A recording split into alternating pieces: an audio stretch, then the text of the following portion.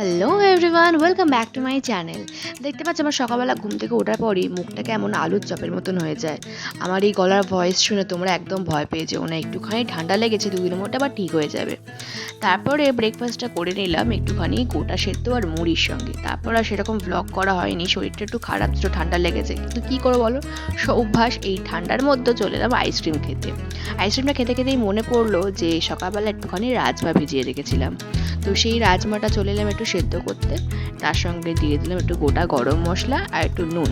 আর এই রেসিপিটা তোমরা কম বেশি অনেকেই জানো। তো সর্ষের তেলের মধ্যে প্রথমে জিরে দিয়েছি একটুখানি, তারপরেতে রসুন কুচি, আদা কুচি, আর তার সঙ্গে দিয়েছি একটুখানি চেরা কাঁচা লঙ্কা, তারপরে পেঁয়াজ দিয়ে ভালো মতন ভাজা ভাজা করে নেওয়ার পরে দিয়ে দিলাম টমেটো। আর তারপরে যা যা মশলা লাগে, আর এই রাজমা সেদ্ধ করা জলটা কিন্তু আমি ফেলে দিইনি, এইটা দিয়েই পুরো রান্নাটা আমি কমপ্লিট করেছি। তারপরে রান্নাটা কমপ্লিট হয়ে যাওয়ার পরে চলে এলাম আমি আমার জন্য আটা মাখতে। আজকাল একটুখানি আমি হেলদি খাওয়ার চেষ্টা করছি, বুঝলে তো। একটু গমের আটা, জোয়ারের আটা, রাগির আটা, এইসব দিয়ে আমার আটাটা মাখি রুটি করার জন্য।